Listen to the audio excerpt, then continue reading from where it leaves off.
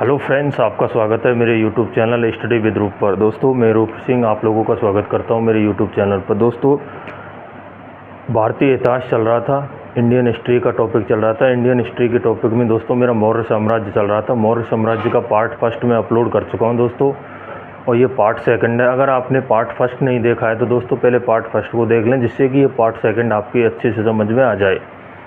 पहले पार्ट में क्या होता है दोस्तों, रिकॉल करते हैं कि चाणक्य चंद्रगुप्त मौर्य को एक शिकारी से ख़रीद लेते हैं, और ख़रीदने के बाद चंद्रगुप्त मौर्य दो शपथ लेते हैं दोस्तों कि भारत को यूनानी दासता से मुक्त कराना है, और नंदों का जो घृणित शासन है उससे भारत को मुक्त कराना है।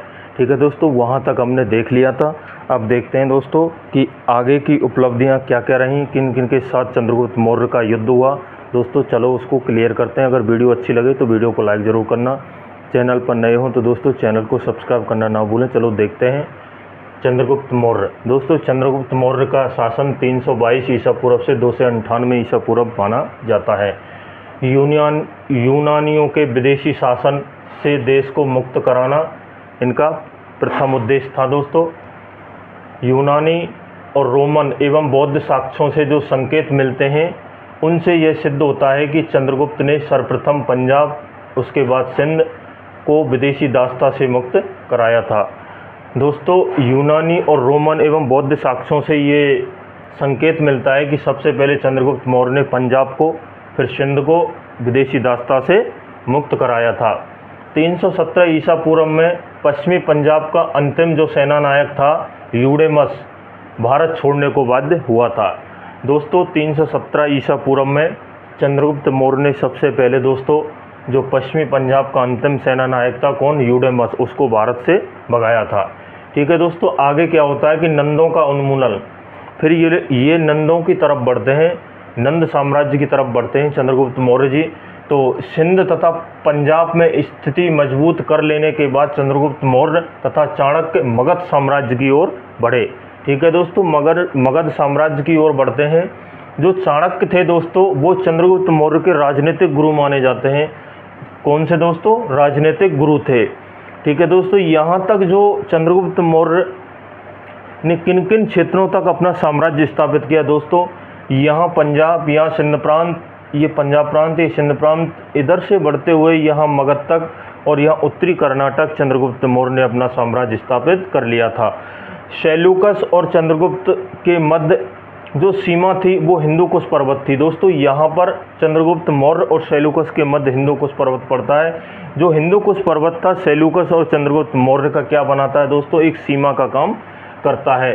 दोस्तों आगे सेल्यूकस के साथ चंद्रगुप्त मौर्य का युद्ध होता है दोस्तों। सिकंदर की मृत्यु के बाद उसके पूर्वी प्रदेशों का उत्तराधिकारी दोस्तों कौन बनता है, सेल्यूकस हुआ था।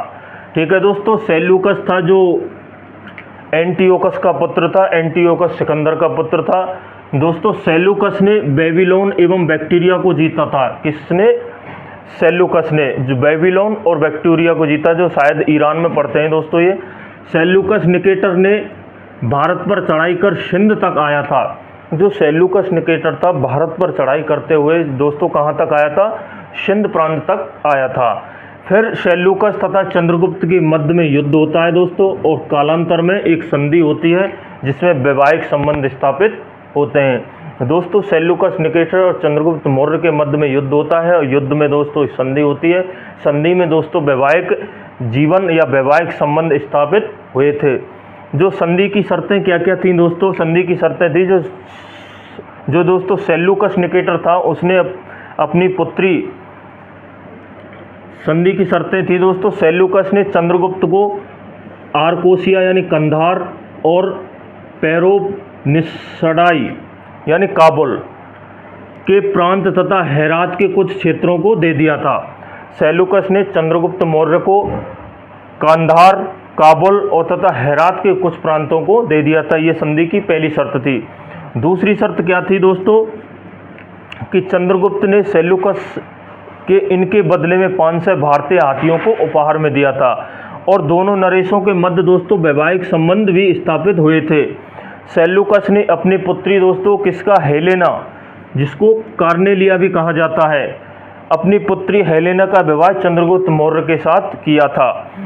और जो सेल्यूकस थे दोस्तों, उनका एक राजदूत था दोस्तों मेगास्थनीज को चंद्रगुप्त मौर्य के दरबार में भेजा था। चंद्रगुप्त मौर्य काफ़ी दिनों तक, काफ़ी वर्षों तक पाटलिपुत्र में रहा था दोस्तों। और पाटलिपुत्र में रहते हुए उन्होंने एक पुस्तक लिखी थी, इंडिका। कौन सी पुस्तक लिखी दोस्तों? इंडिका नामक पुस्तक लिखी। और इंडिका नामक पुस्तक को पॉलीवृथा भी कहा जाता है। दोस्तों जो चंद्रगुप्त मौर्य थे, उनका साम्राज्य कहाँ तक विस्तृत था दोस्तों?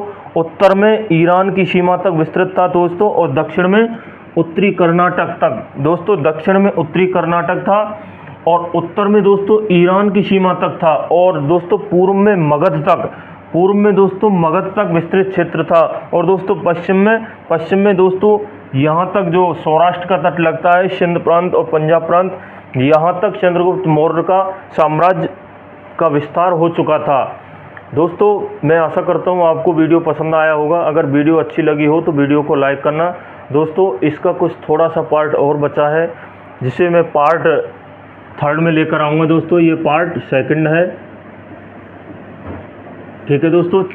चैनल पर नए हो तो चैनल को सब्सक्राइब जरूर करना, और वीडियो पसंद आई हो तो वीडियो को लाइक करना और कमेंट करना ना भूलें। मिलते हैं नेक्स्ट वीडियो में। नमस्कार दोस्तों।